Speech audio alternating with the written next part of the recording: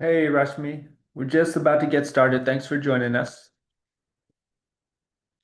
I'm going to be right back.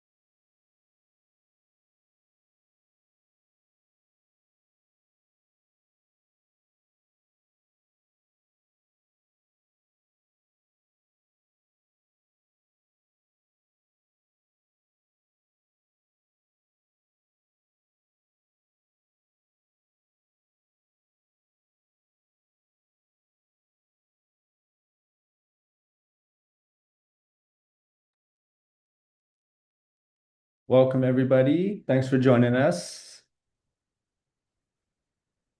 Where's everybody joining from? Who wants to start? Who wants to kick things off? Hey, Aditya. Thanks for taking the Yeah, time to join us. yeah. Excited to see what's being done with Hypermode. I actually used to work there a few Awesome. years ago. Yeah. Oh, awesome. Cool. Oh, cool. We got some folks from San Francisco. We got some folks from New York. Shout out to Jim in New York. Hayato, welcome. I'm in San Francisco as well. 600 California Street. Stop by if you're nearby. Ankit from Fremont. So Dublin, amazing. And Kampala, Uganda, awesome. Aditya, you're from Kampala, Uganda, amazing. I'm here right now. I'm actually from Ghana originally, but now I live in East Africa. Yeah. Oh, very cool, very cool. Awesome, cool. We got global audience here, which is amazing. And we are trying to do more global events as well. So that's awesome. Tell your friends in Kampala to join our next events, Aditya. They're more than welcome. Ryan, welcome, Ryan, founder of Hypermode. Hey, hey, how's everyone doing? Awesome. Whoa. Aditya, how did you get the army of thumbs up to to react like that? Let me try that. I only got one. Uh, is that Aditya doing that or Uh, I just sent one. I don't know why it's sending so many. that's pretty cool. That's pretty awesome. And awesome, cool. So let's see. Jessica from Hypermode is here. Welcome, Jessica. We've got Amir Gur from the Value Economy here. Welcome, Amir. So good to see all these familiar faces. And please, thanks for the wave, Amir. And we request that you turn on your cameras if you can. And we want this to be an interactive session. So uh, feel free to raise your hands if you have any questions. We do have a breakout room too. So basically, if you are getting stuck, we have a breakout room reserved. So raise your hand if you're getting stuck or message me in the chat, and one of us will come and help you out and get unstuck. Um, so we'll get things started. Welcome Raymond Peck, co-host for today, CTO at InterTrue, uh, as well as a number of other companies now. Former founder, sold for, I believe, 600 million, if I'm not mistaken. 750 million in 1995. Yeah, and I'm at three companies right now, two CTO roles and a VP of Eng role. So So by today's standards, that would be a unicorn valuation. that'd be a 1.5 unicorn. Yeah, but that was a long time ago. That was 1995. So Incredible. nothing recently. But No, three many founder roles and three companies right now I'm juggling. AI companies, all of them. Oh, awesome. Awesome. Wide range of experience and expertise. And that's the type of audience that we typically have here at Founders Creative. We have unicorn founders, we have uh, former heads of product at unicorn companies like Ryan, and also founders of amazing Series A companies like Ryan. We've got execs from Amazon like Jessica. We've got community leaders like Amir from Value Economy. So, a wide range of folks. And so, uh, for those that don't know, Founders Creative is a community of 10,000 AI engineers, executives, investors. We meet regularly in the Bay Area. We host events every week, actually, ranging from 20-person events to 100-person events. And because you subscribe to this event, you'll be on the Founders Creative mailing list, and you'll get notified of the latest events. Um, and It's amazing to have you all here today. And what happens at Founders Creative events? Amazing things happen at Founders Creative events. Founders meet their next clients, they meet their next new hires, investors, business partners. One company actually got acquired by meeting their acquirer at one of our events, and they were able to complete the acquisition within a few weeks. It was a reverse ETL company, two-person team uh, that sold to a Series A company in the government tech space who decide to make a buy versus build decision. So I encourage all of you here to share in the chat your goals as well as how you can help others so that we can celebrate your successes at a future event. And I'll kick things off here with some slides, and then we'll turn it over to Raymond and Ryan that are going to have a dialogue on AI agents and why now is the time to build AI agents, as well as some AI agent use cases. Then we'll kick it off to Ryan, who's going to walk us through how to build your very own AI agent. And so let's see. So I'll go ahead and let's see. I will. Ryan, do you prefer I share the I, figure? can- I can go and share. It's easier that way. We'll just keep a single share going. Oh, perfect. Awesome. Alrighty. So I'll talk a little bit about the opportunity in AI. So I'm one of the co-hosts for today. I'm a partner at Progressive Ventures. We invest in seed stage B2B AI SaaS companies, and we're seeing a lot of companies that we invest in reach 10K plus MRR in less than a month. And they're doing that by building agentic workflows, which we're going to cover today using tools like Hypermode. So, what is the opportunity in AI? Uh, on the left here, you'll see VC investment in AI startups. Those are the bars, and then in red is the VC investment by quarter in AI startups.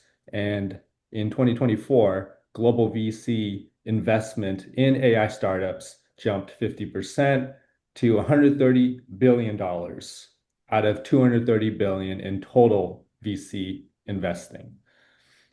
So there is a tremendous appetite for investing in AI startups. And we're seeing that trend continue in 2025. In fact, in quarter one, 2025, 70 billion of VC investment went into AI startups. So we're seeing this trend continue. On top of massive VC funding in AI startups, we're seeing AI tools, AI models being cheaper and cheaper to use. So the graph on the right shows 2 years ago, GPT-3, it used to cost $60 to process a million tokens, or essentially words. Um, so now it costs less than $1 to process that same amount, that same volume, with the same amount of capability. So thanks to open source models, and advancements in AI frameworks and architectures, we're able to do a lot more, basically with less cost. So it's becoming more accessible to use AI as well. And let's go to the next slide. On top of that, you're seeing a lot of startups leverage AI to capture significant market share. So ARR, annual recurring revenue per employee, is soaring. The graph on the left shows that it took a company like LinkedIn over 500 employees to reach 100 million ARR. And if you just look to the very left, you'll see sort of the leader in ARR per employee. Anysphere, the company that made Cursor, a code generation tool, helps you automate coding. It took them less than 50 employees to reach 100 million ARR. And who wants to shout out how long it took them to get to 100 million ARR? Anyone want to shout it out?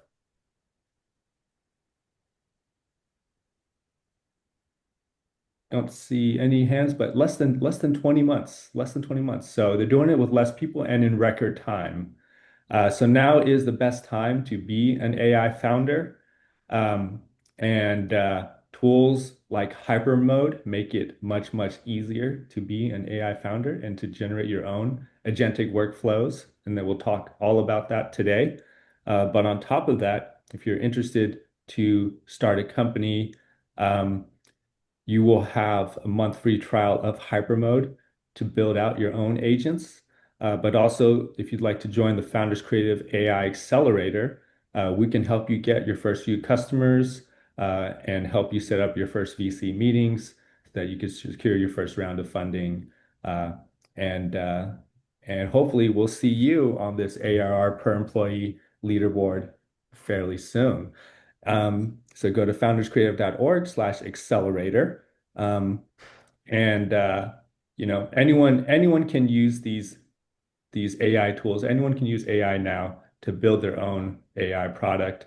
I recently read about a retired 91-year-old grandpa that vibe coded his own event management product. So who here thinks that in the next, let's take a quick poll. Who here in the next five thinks that in the next 5 years, a 91-year-old retired grandma will will vibe code their way to 1 million in ARR? In the next 5 years? Yeah. Yeah. In the next 2 years or 1 year. Yeah, that's right. Yeah, let's up the stakes here. Next 2 years, yeah, 2 years would be a better. 5 years, I think we're gonna see a lot more hands at 5 years. But yeah, let me start a poll actually. I think it'd be a fun poll. Poll, there it goes. And okay, so a 90, I say a retired grandparent will vibe code their way to 1 mil ARR in the next 2 years. And two choices, yes or no. And I will save that. Okay, are you able to see the poll? No poll. Okay, actually, okay. Make it a quiz. Save as meeting poll.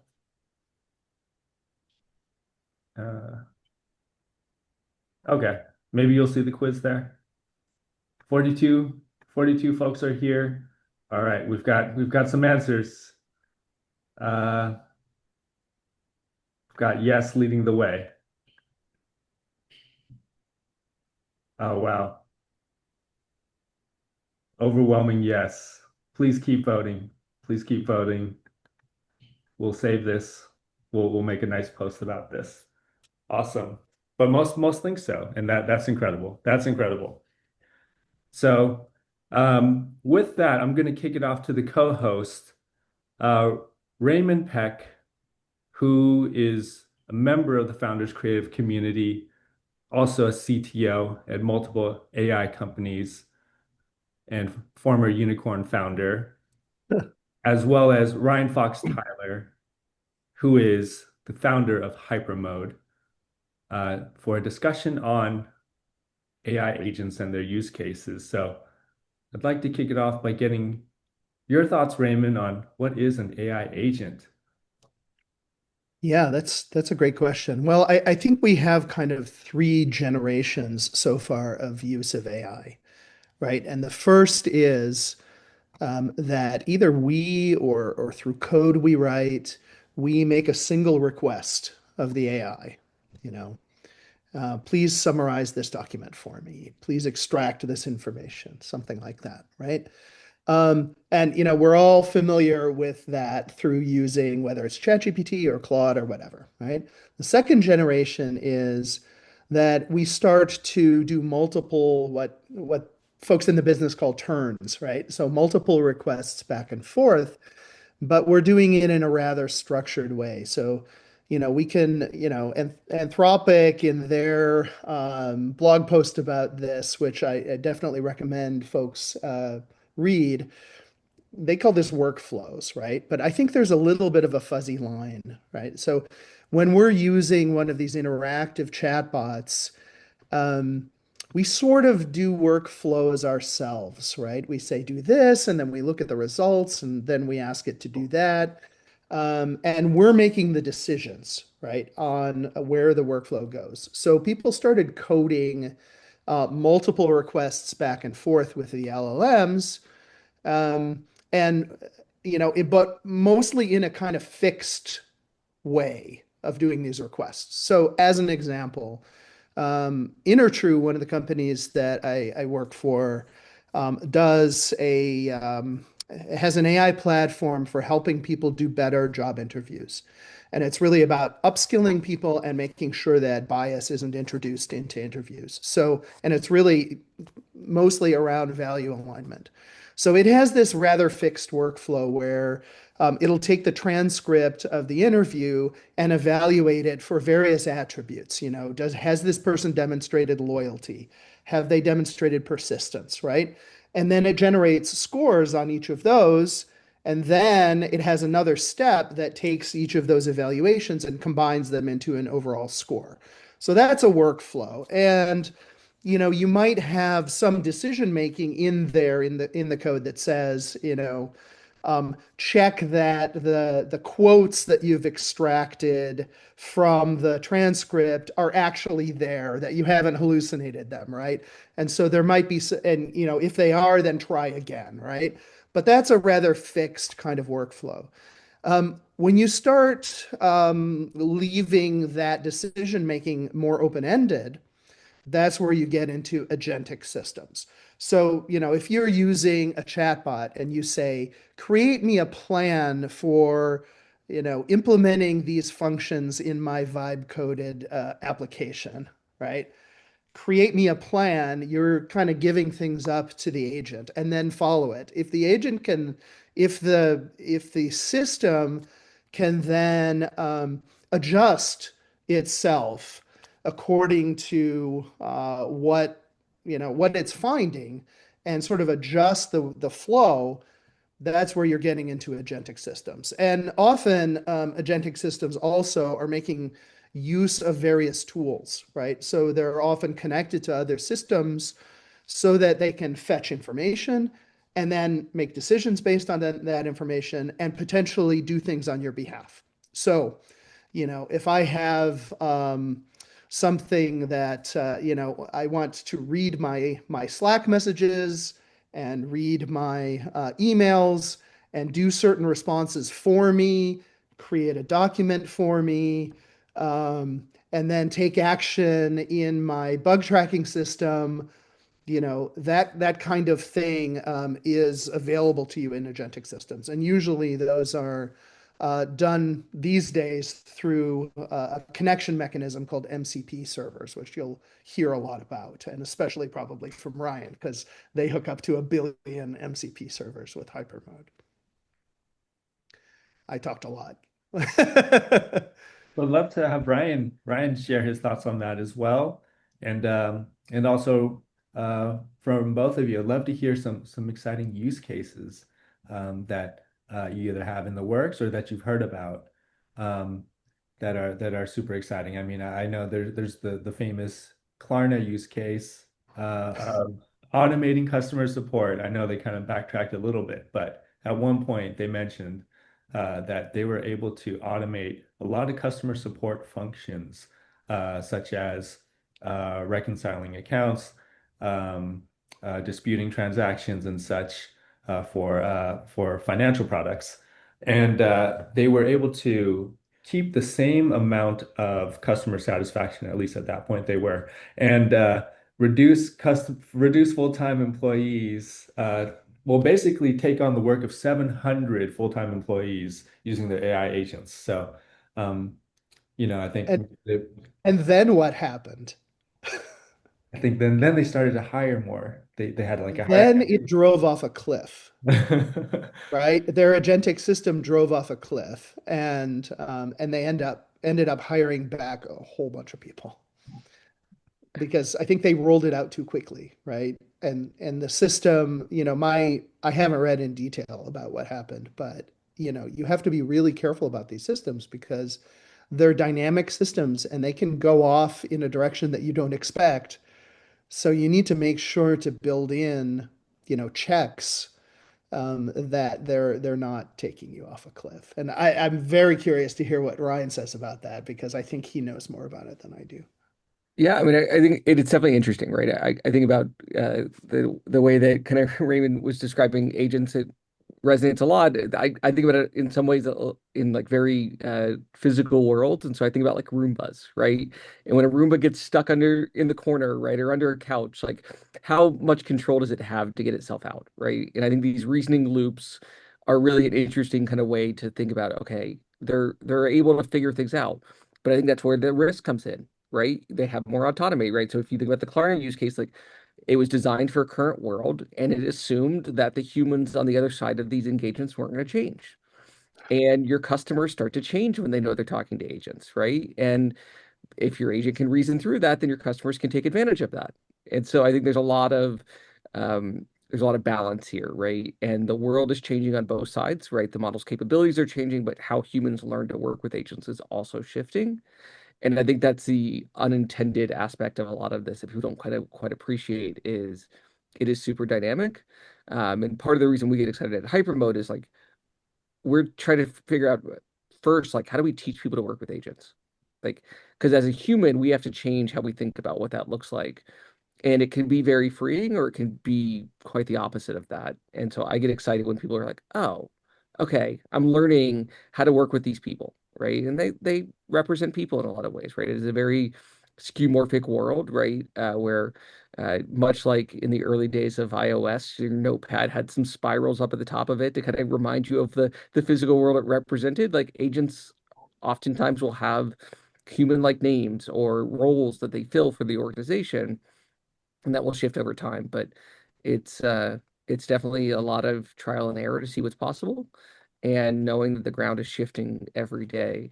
And so that can be terrifying, or you can figure out a spot to jump in and just say, "Look, this is something that I'm going to get good at," and because it's important for the next generation of how businesses and software gets built.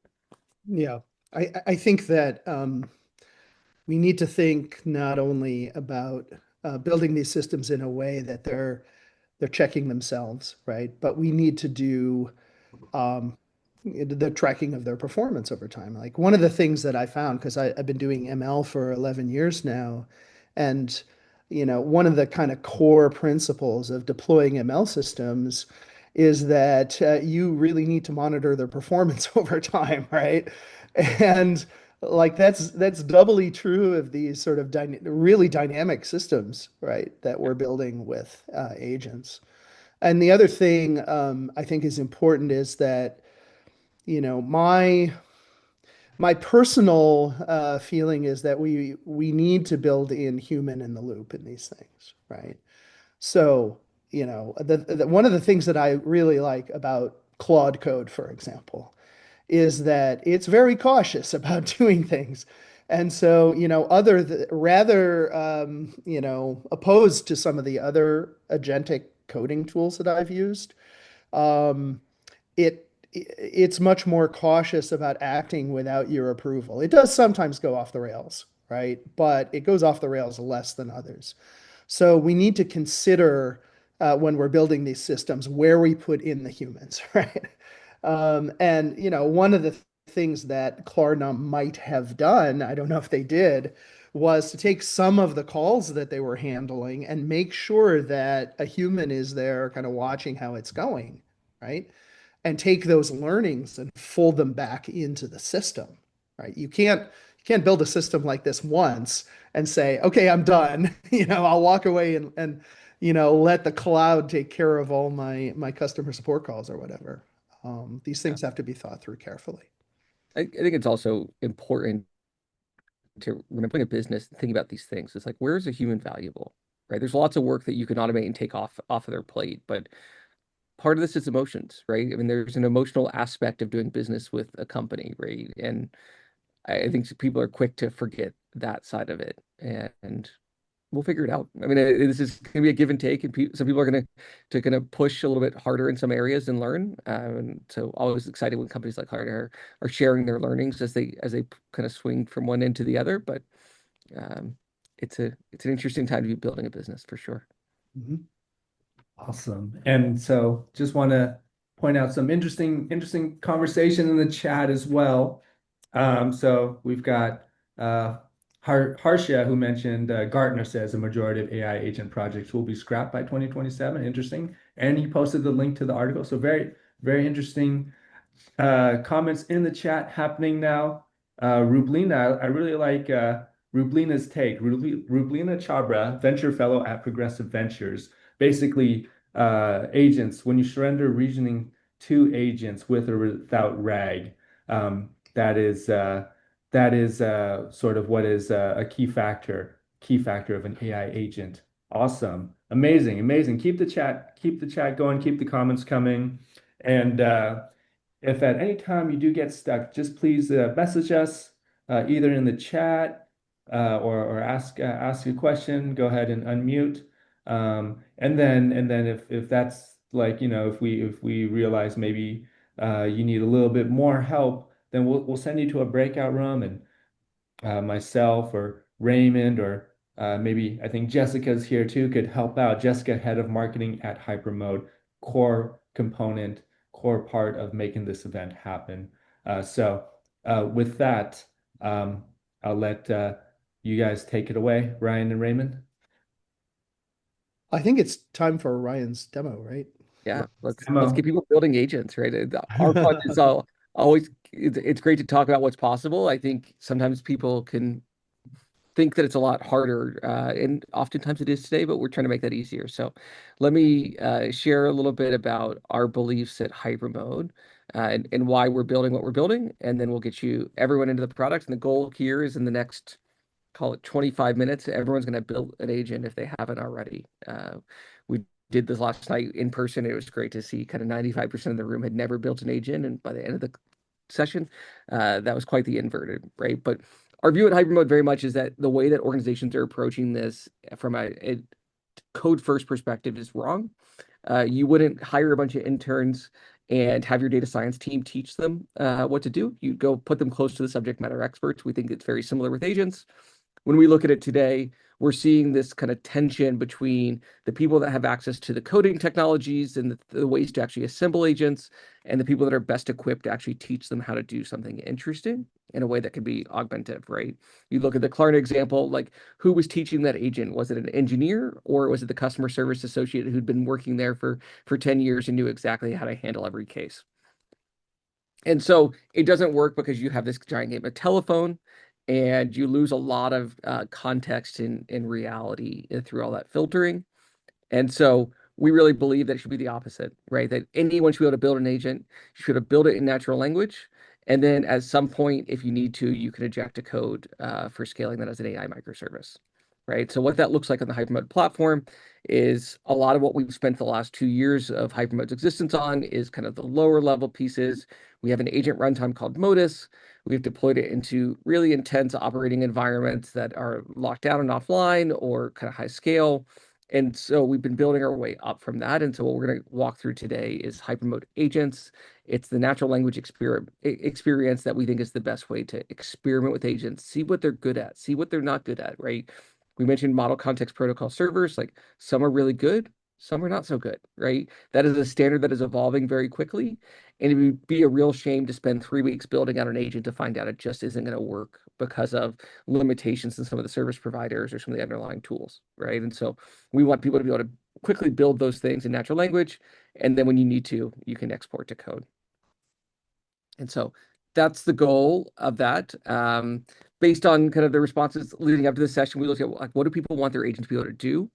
Seeing some really common trends here, whether that's increasing productivity or boosting growth, right? That's a common thing that we see is people are looking to say, how do I grow next year with less, right? Or with not as much as I would need, right? Raymond mentioned before about kind of companies and how they're scaling to much larger levels of ARR with less employees, right? I think that's consistent with what everyone's expecting out of agents, as well as kind of looking at more insights and enhanced personalization. So I think these all really track well with what we're seeing. So I'm not going to spend much more time talking to you as much as like, let's build. If you go to hype.foo/founders-creative, the link on the screen, if someone can throw that in the chat as well to make it really easy, that'd be awesome. This will take you to a Notion page that will have a set of instructions. I will be building on the screen. You are encouraged to follow along. That's going to be the way that you build your own agent. And so we'll give everyone, I'll give 90 seconds for people to kind of get into the Notion page, get signed up for Hypermode, and get their Hypermode Pro 1 month trial unlocked. All the instructions are in that Notion doc.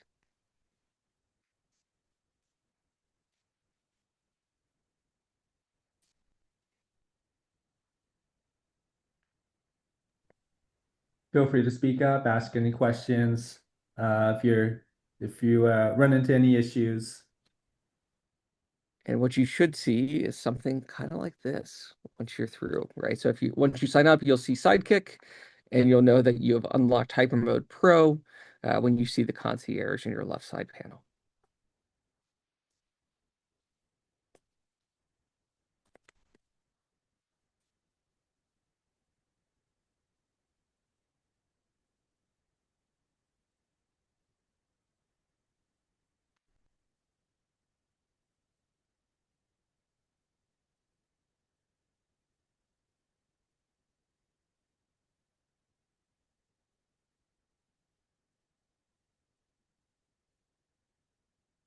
Another 30 seconds, and then I will start rolling. I'll be building on the screen.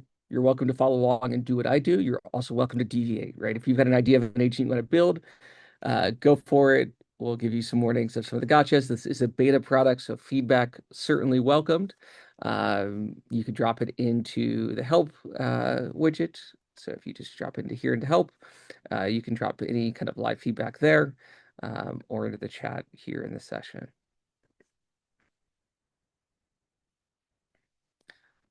So I'm going to get rolling. Well, the first thing you see when you log in is you'll see Sidekick. This is our personal assistant agent that is built for you. It can help you do some fun things. We'll do a quick research loop here just to kind of illustrate some of the concepts we've been talking about. And so we'll have it do a little bit of work, a little research on Raymond. And so what you'll see here is the model is processing. And starting to ask me some clarifications. And then you'll get into the real fun element of agents, right? With that tool use that we talked about. And so that model's asked for those tools to run, right? Models can't actually call the tools themselves, right? So they make a call back and instruction back to the operating environment that that agent's running in. In this case, this is running in our Modus runtime and saying, these are the tools I'd like you to execute, right? So in this case, it asks for a web search. And so a query of Raymond Lee Progressive VC. It got the responses of that, and that brought that into context. And then it actually asked for a LinkedIn search as well to see what Raymond's been posting about to bring that in. It takes all of that and synthesizes that into this brief on him, right? And so it can be really helpful as you start to think about preparing for meetings or doing work like that.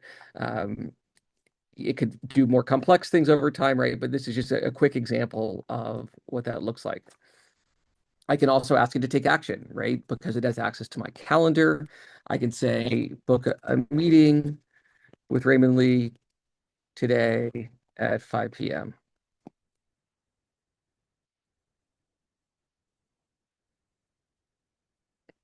and it will go create that event for us, right? And so like these are ways when we talk about getting used to how to start to build with agents and how to make advantage of them. These are the places where you can start. But it's also a lot more fun when you can build your own, right? When you have ideas about this. The thing to remember when you're thinking about agents, and I think this is a place where a lot of the market gets it wrong, and their messaging is think about agents not as a specific task, right? Task will come later. You'll train an agent once you've hired them, kind of quote unquote. You'll train them on how to do different tasks within your work. But you're really minimizing the impact that an agent can have if you try to train it for one specific task. And so in this case, I'm going to create a product marketer. Again, you're welcome to create other pieces, but I'm not going to ask it just to write one blog post or something like that. I'm just going to create a broad product marketer for Hypermode.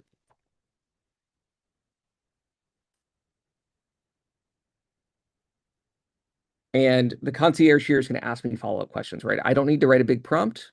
We believe that humans aren't actually the best at writing system prompts, right? That actually agents write them better, right? And they'll ask you where they need clarification through this interactive process, right? So it's going to first ask me, should this product marketer represent a brand? And I'll say, yep, hypermode.com.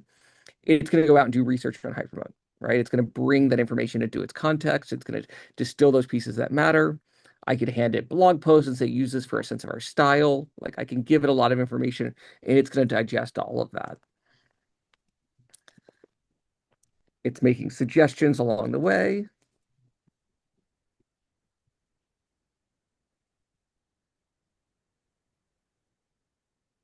And it's starting to kind of digest all these pieces and see what questions it has, right? And so I can say, look, let's focus on messaging and positioning. I can give it super short answers. Target subject matter experts, developers, as well as executive buyers, right? To give it some context about our market overall.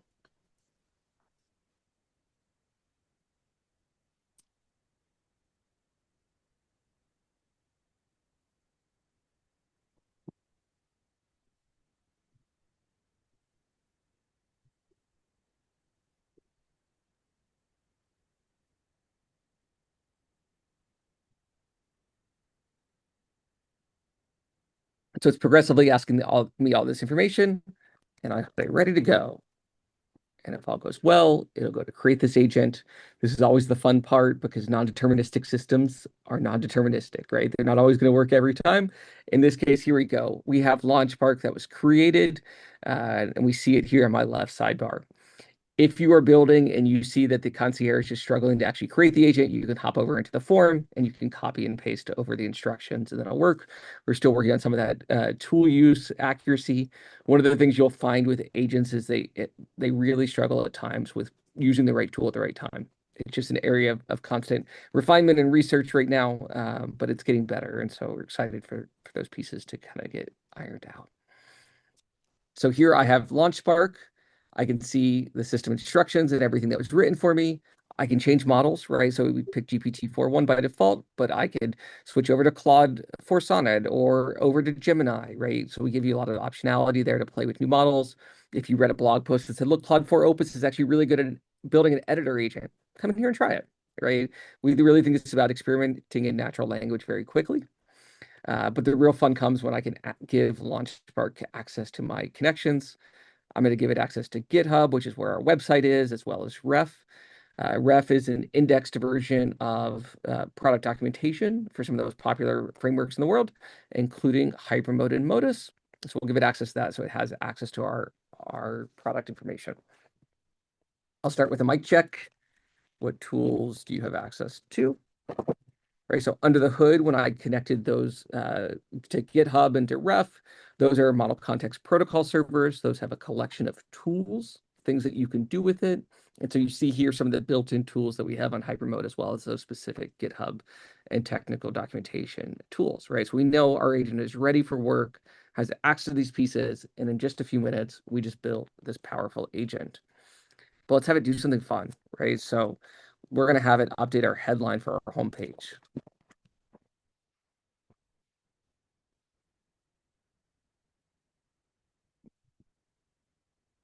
right? We're staying all in natural language. This is not vibe coding, I would argue. This isn't taking natural language and handing you code and now you got to maintain it. We're staying completely in natural language all the way along the way. And we're going to teach it how to do a task, right? And that task is going to be distilled again in natural language as a repeatable thing. Oh, I see a hand raised. Yep. Yeah, I have a quick question. So, as you change the LLM behind it, you're showing different models you can change. Does the agent behavior change Yeah. Yeah. I mean, different LLMs are going to have, significantly? what's that? Is it significant change? It depends, right? So if I go down to, I'll call it like if I went to GPT-3.5 Turbo, right? A much older model, but a much faster model, you're going to see faster responses, but less deep thinking, probably poorer tool use, right? Some of the newer models have gotten a lot better at picking the right tool at the right time. You're also going to see different behaviors, right? So on the Claude side, Opus models are much more reflective models, right? So that's why they do well at things like editing versus writing. And so, yeah, you're going to see some behavior change between them. I think the thing that I'm most excited about is like when new models come out, you can go test their new capabilities with this very quickly. So, would you have some kind of like a metric to say that for this kind of activity or agents, this is the LLM you should use? Yeah, metric's a hard one, right? It's hard to say what is best, but we definitely have some guidance in our docs around like what we find works well and different answers. I don't know if there's ever one right answer. Our belief generally is like start with one of the forefront models. When you're working at this level of engagement synchronously with the agent, the cost differential between a GPT-4.1 and a GPT-4.1 Nano is inconsequential to the work that you're doing. Where it will matter is when you're doing things at higher scale. And so we say start working with a powerful agent. It may be a little bit slower, but see what the edge of what's possible is. And then when you work back to repeatability and you want to scale it out, that's when we can start to work with you on how to think about that price performance curve. Thanks. Sure. Great question. And so when we're working with the agent, we don't expect it to get it right the first time, right? I think this is one of the biggest misconceptions we see is people are like, why did ChatGPT not know exactly what I meant and why didn't go do it? Well, it's not going to, right? An intern, when you first hire them, if I said, let's update the headline for the website, they may need a little bit of guidance, right? And so it went out and fetched and it got a little confused, right? There's a lot of different things happening on a website. It doesn't always know exactly what I mean by the headline. So I'll just tell it, it's this one. And then I'll ask, can you propose 3 new options that are more exciting? Right? This is something I could do with ChatGPT today. I could say, well, this is our current headline. Can you propose new things? But it's not going to have all the context, right? Context really matters to how they perform.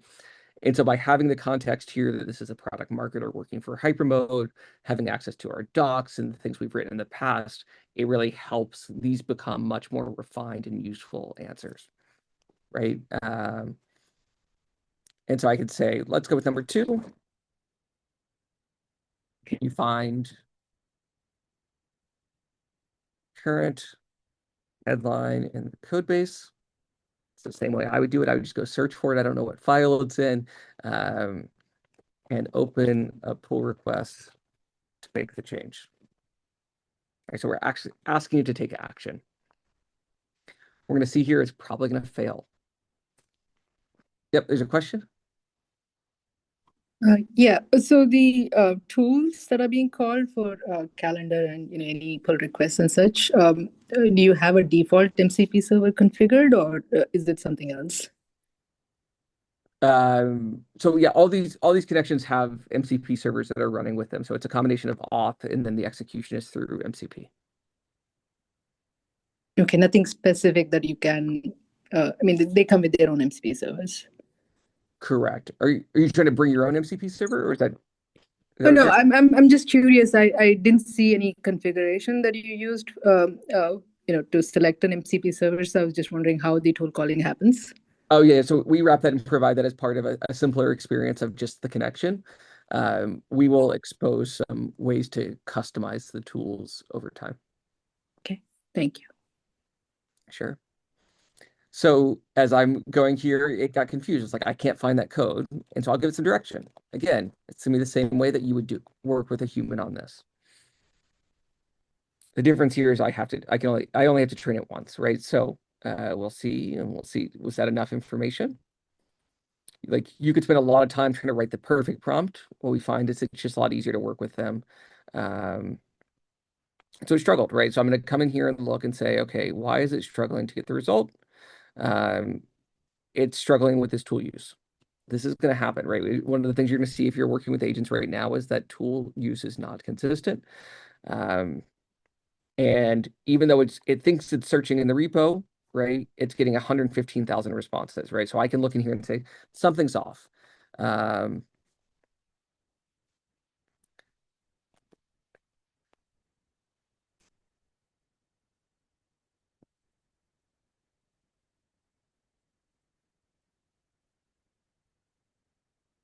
I don't need to go and give it the specific answer. I'm just giving it a little bit of hint of, from what I can see, things look off there. This is always the fun part of these demos change and how they how the models work every time you go through them. Raymond can testify to that. It broke in different ways last night. So we'll see how it works here. Fun part of working with non-deterministic demos. Exactly, right. And so here, like it's getting really confused. And this is one of the things we're seeing, right? This is a moving area. Model context protocol servers are changing all the time, right? Everyone's trying to tweak different pieces to make this all work better together. And so I'll just give it some guidance. Reset on your search and try again, looking for in the Hypermode Inc. Hypermode repo. And sometimes you just have to tell the agent to reset. At the end of this, what we're going to do is we're going to come down and click this create task button, and it's going to synthesize its learnings and the things that it kind of fought through to figure out here. And so that way, when I try to do this the next time, it's going to remember all those pieces, right? And so that's the payoff at the end of the day, right? So look, it found it. It is pulling the file contents. It's going to open a branch in just a second. There we go. It's going to create that branch. It's going to make the change, and then it's going to open a PR. Right. So you can start to see it kind of reasoning through these different steps along the way of, I didn't have to give it instruction. I didn't have to tell it how to open a pull request. Right. So if you see some of these workflow-based systems, like this is very different, right? I gave it a goal. I said, your goal is to go open that pull request, and it's figuring out its way to get there.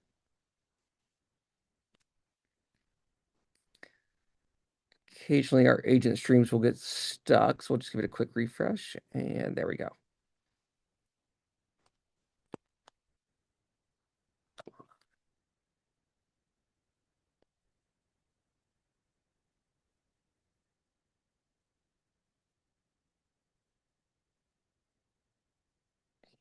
And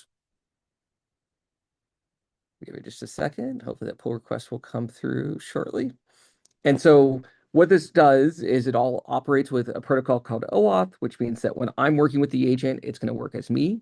Right? When I open up this PR, you're going to see that it's operating as me, right? If you work with the same agent, it's going to work as you, right? And we think that's a really healthy way and safe way to experiment. This agent doesn't have more privileges than I have. It wouldn't have more privileges than you have, even if those are different. And so it's a really easy way for organizations to start to think about rolling this out. Like I said, the real fun of this is when we go to create a task. So what's happening now is we're taking all the context, all of the mistakes it made, and bringing that into a repeatable prompt, right? And a repeatable task that we can use. So next time I want to update the headline, it takes 5 seconds instead of 5 minutes, right? And this is really our notion of how do you train an agent and how do you help it get good at something, right? So you can see it actually found where the file was. And so next time it's not going to search, it's going to go directly to that right spot, right? It's taking account for things that I didn't even have to give it instruction on. So I'll save that. And now when I go update this, I can trigger that task whenever I want. Soon we'll give you the ability to schedule those tasks, right? If there's things that you want to look at every week and say, keep our headline fresh based on what we're shipping, or if you want to make it event triggered, things like hyper personalization of email marketing, et cetera, landing pages. So that is, so like just to kind of recap, like we played with Sidekick. We got it to do some research for us. We got it connected to our calendar and to schedule an event. We used our concierge to create a product marketing agent, and then we taught that product marketing agent how to do something like updating our homepage headline, all within a few minutes, right? And we think this is the way that people should experiment with this. when you decide that this is actually an agent that is really useful, maybe you want to embed it into your application. Maybe your engineering team comes along and says, this is great, but we have standards for how we want to scale code here. We give you the ability very shortly. You won't see this yet on your side. This is in our internal build, but the ability to export this to code. And so I can do that. And so what that's doing is taking this agent, it's turning it into more of a code-based expression of that, again, using Modus Runtime under the hood. So this is all open source. And so what it's going to do is create a GitHub repo with that application. And here we go. Here's Launch Spark. Here's an endpoint that I can integrate with. And then here is the code base for that. And you can see this is under the hood. This is a framework that runs on WebAssembly. So it's super performant, can scale up and out in 2 to 3 milliseconds. But you see all of the history of that agent definition and everything that comes into this. And so I could manage this as code if I would like to. So that is our first agent. I'm curious if anyone built something different, right? What do people use the concierge to build out there?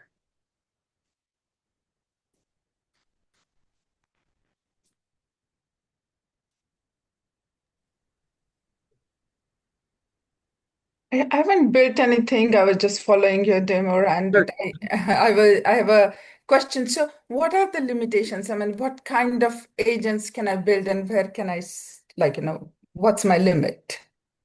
You can create whatever you want, right? We're very much of the belief of like, this is a complex space because of all the connections and the tool limits.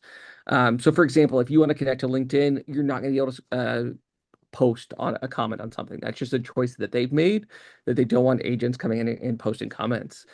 You can't scrape a profile, right? They're working through kind of their business model and how they want to think about some of those pieces. So that's going to change every week what's possible.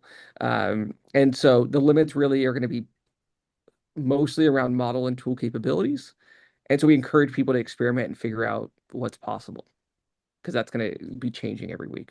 But from a platform perspective, you can create as many agents as you want, right? These don't have a lot of overhead on our side. So the goal really is to help people build a team that works with it. Soon you'll have the ability to take those tasks that you're building and advertise them across agents, right? So you could have agents hand off and say, okay, one agent's going to write something, and then the editor is going to do an editing task, and then a social media agent is going to write social media content for that blog post, as an example. So, if I have to scrape API-based some things, across multiple platforms, I can build an agent to do that. Yeah, I mean, anything on the public web, super easy. We will soon have the ability for you to bring your own MCP server. So if you have something that is more proprietary or bespoke that you want to expose into the agent, you'll be able to do that as well. Okay, awesome. Thank you. I see a hand raised from Harsha. Yes, great demo, Ryan. Thank you. I'll try out the platform in my own time. Sure. So my question is more to pick your brain about the agent architecture thinking and how would you do it with Hypermode. So let's say we have a SaaS application or a workflow, business workflow like loans, loans application or loans Yep. approval. So I want to know how you would think about taking that SaaS application view or a workflow view and put it into Hypermode to make it work in an automated, thing way. So I just like to get some pointers. Yeah. Yeah. Yeah, it's a great place. We work with a lot of business process kind of spaces, and people are like, okay, where do I start? And I think about like a loan application is a great one where it's like, I think everyone wants to rush to like a loan decision. That is, as you probably know, right? That's right, the hardest piece and the most regulated piece, right? And like we got to be mindful of like how the business ecosystem is looking at some of these pieces. Prior to Hypermode, I spent a lot of time at a data orchestration company previously, but before that, I was at a $1 trillion asset manager for a long time, and so like I've definitely seen some of those constraints and those ways of how you work with your regulators. But I would think about, okay, if you actually ask those people that are working in the front lines of this, like what's their biggest pain point?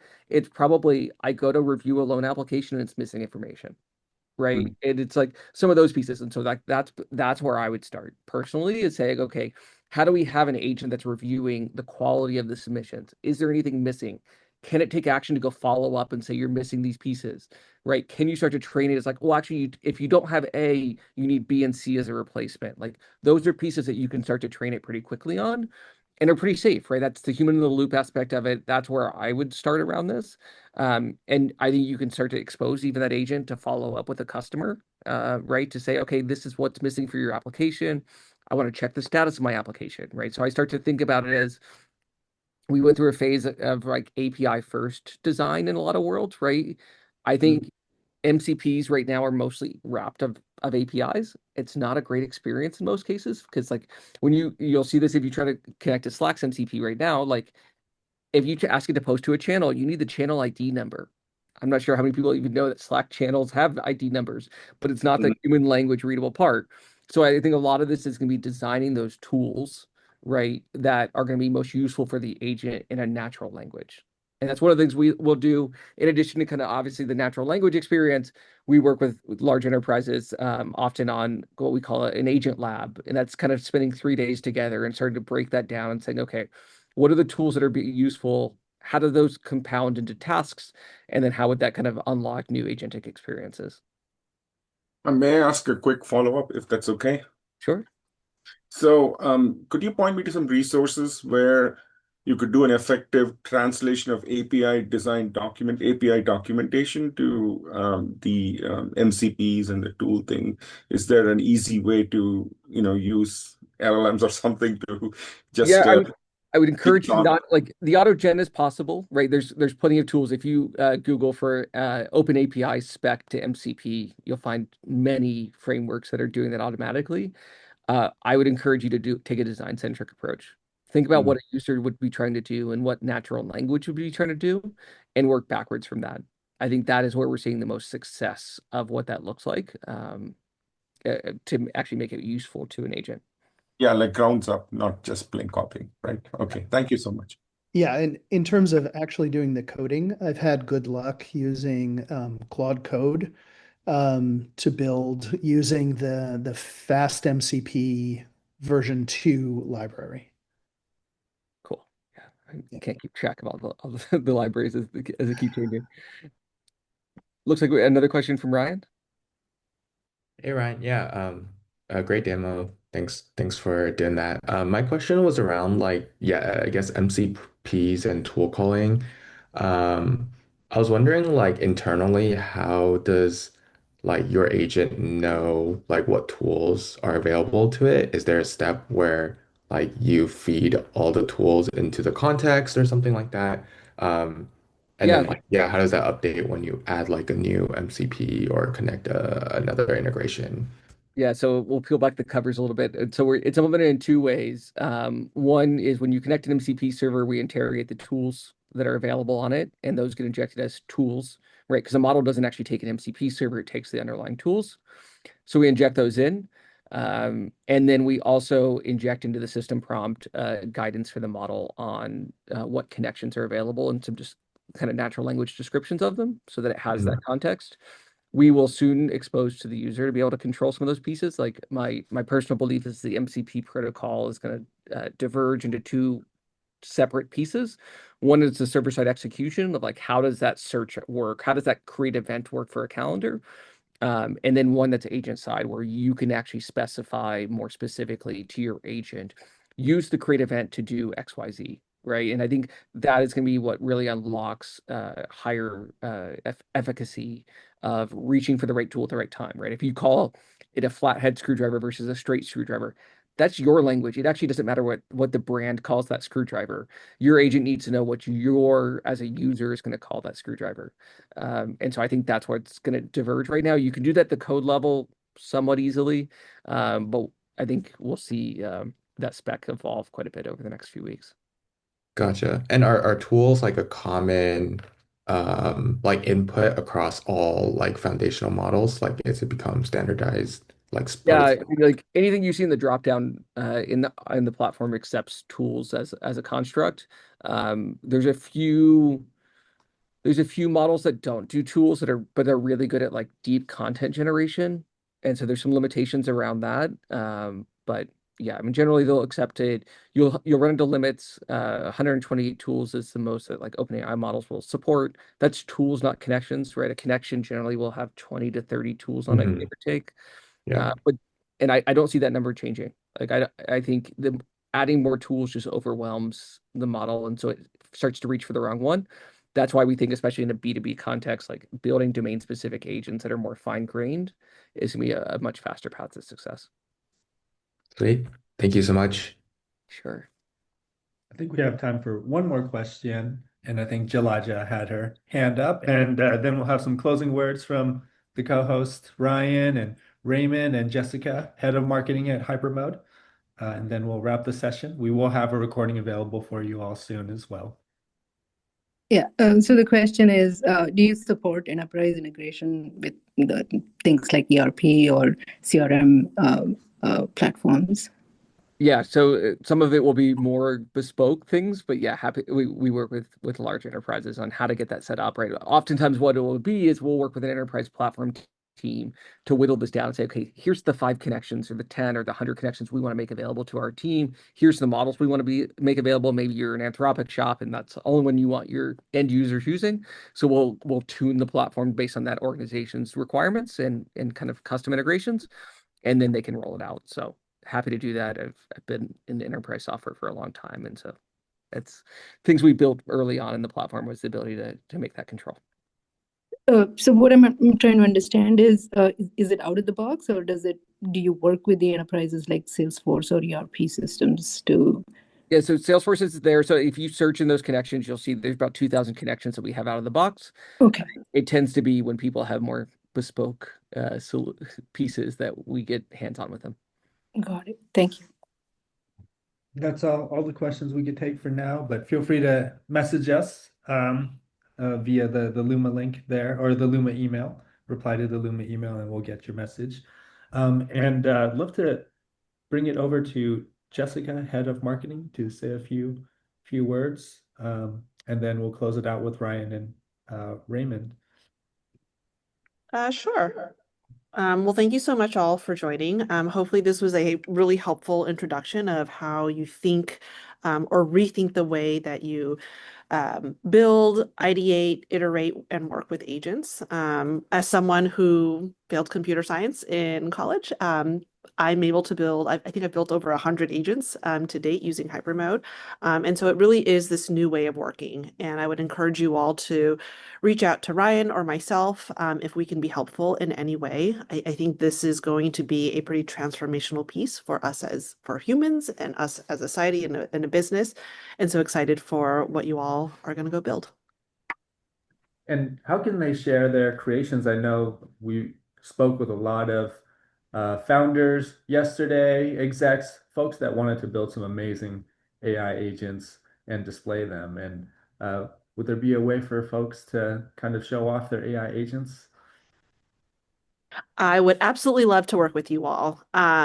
If you built an agent, I would love to host you as a guest post. We could certainly also amplify through any of our social channels like LinkedIn or Twitter. We also host regular webinars. We're actually doing one next week where I will be talking more about all the marketing agents that I've built and would love to have you join us in those pieces. I think Raymond shared our Luma calendar. You can see all of those, but feel free to reach out to me directly, Jessica at Hypermode, and happy to be creative on how we work with you all.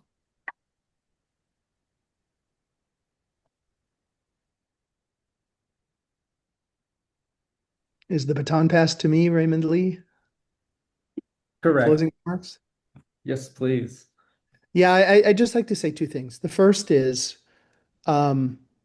just jump in and start doing things, right?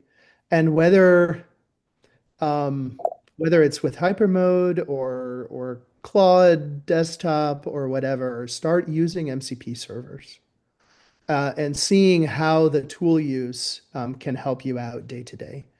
And you'll learn how to adjust your prompting, and that will feed right into being effective on building things with tools like Hypermode. don't be scared, right? This is an extension of regular sort of prompt engineering that we've been sort of learning, step by step for the last couple of years. The second thing is I just want to highlight, um, if you're doing things for your company, be careful about security, right? And if you have data that you need to protect, you probably don't want to be sending those to outside LLMs and things like that. So just something to keep in mind when you're doing this kind of work. Yeah, so those are my closing comments. Excellent. And so be on the lookout for more events from us, Founders Creative and Hypermode. We'll send a recording shortly. And I'll leave it up to Ryan to close the show. I think everything's been said. Dig in, play, give us feedback. Love to hear from people as they're building. Hopefully this was useful, and keep working in natural language as long as you can. It's a lot more fun. Awesome. Thank you all and see you at our future events. Thank you. Have a good rest of your day.